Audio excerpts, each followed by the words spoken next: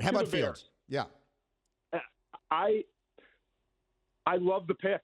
I love it. I mean, we how many times did we talk leading up to the draft about how, the Bears are kind of in that middle spot. They're on the outside looking in. You got Washington at 19. You got the Patriots at 15 sitting ahead of them. Denver at 9. And we think all these quarterbacks are going to come off the board in the top 10. And all of a sudden they see Denver passes on a quarterback. And that was kind of the pinnacle moment, if you will. Once they passed on a quarterback at 9, I think Chicago then realized, hey, we can make a move, and let's go get a guy. And not just a guy, but a guy – listen, I thought he was the fourth best quarterback, but I didn't think there was much distance between he and Trey Lance. And Mel thought he was the second best quarterback. And they got him at 11 by moving up.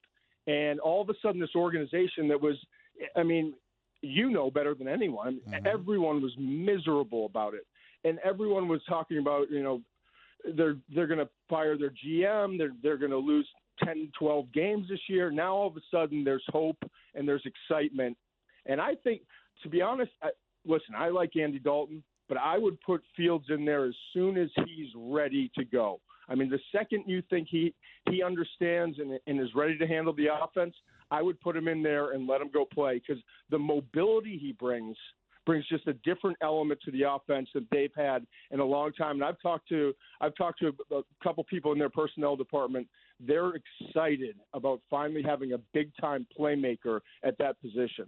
Yeah, McShay, you make the point. McShay with me here on ESPN Radio that Denver had 2 cracks at a quarterback in this. I thought they might trade up to 4. They felt like the logical team to trade up to 4 to take one. They didn't. Then 2 of them fall to their spot at 9, and they don't. Now, all of a sudden, with all this talk about Aaron Rodgers, it feels like it makes a little more sense to me than it did last Thursday night. Let's see if that's how it winds up playing out. Then what did you think of Mac Jones, Todd, falling to 15? I think it's a perfect situation. I really do. I think New England, it's not really Bill Belichick's nature to try to move up and go get any player. He's never drafted a quarterback in his years in the first round in New England. But I did think they might make a move up just to make sure they got the guy, that Washington or even like the Steelers or someone else wasn't going to go and move up and get him. And Belichick just stood there with his poker face, waited, and Mac fell to them.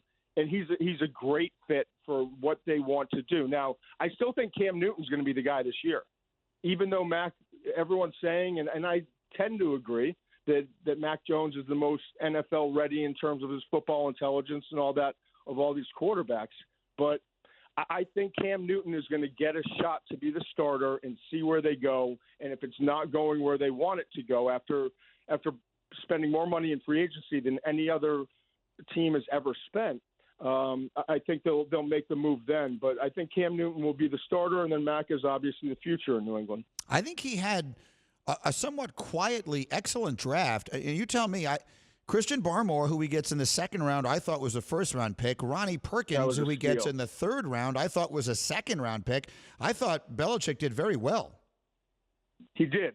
And you think about, you bring in the 2 tight ends, right? Jonnu Smith and Hunter Henry. And you bring in a wide receiver in Aguilar. You bring in some of the edge guys that they brought in free agency, and now you add that to the draft that they had. The good part is, if you're a New England fan, you've got your future in Mac Jones, but you've got your now in Christian Barmore. Christian Barmore, he's got he's an interesting dude. And there's a reason he fell to 38, because he's probably one of the top 25 most talented players in this draft. But if any organization is going to keep him in check, it's going to be New England. And he can get up the field. You watch the college football playoff semifinal and the national championship game.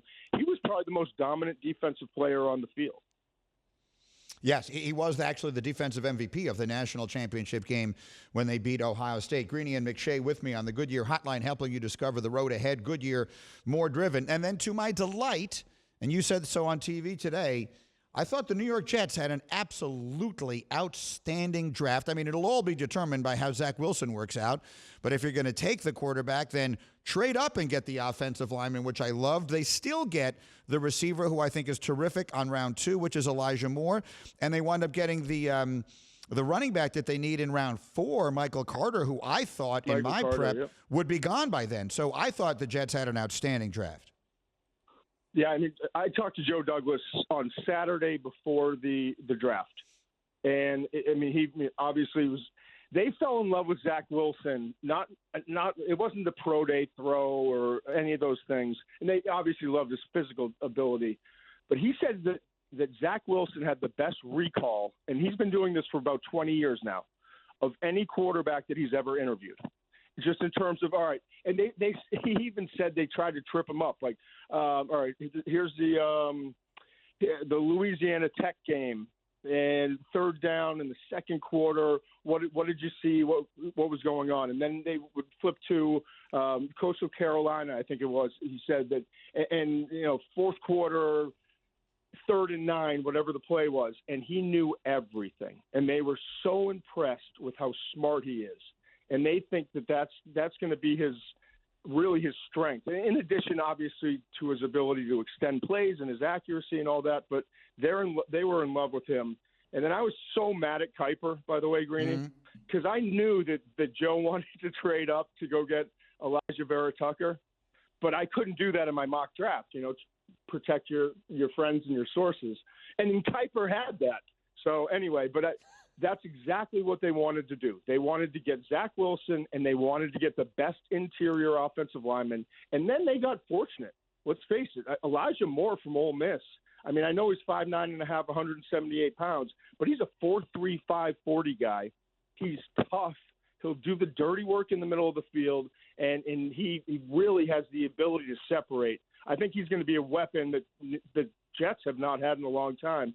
I absolutely love this draft. I think that I would say the Jets probably had the best draft of any team in the league.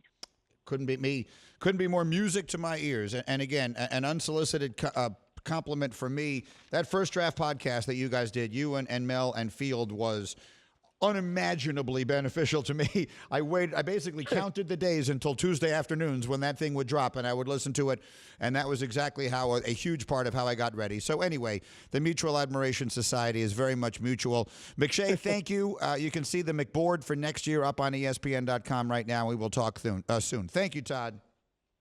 Take care, bud.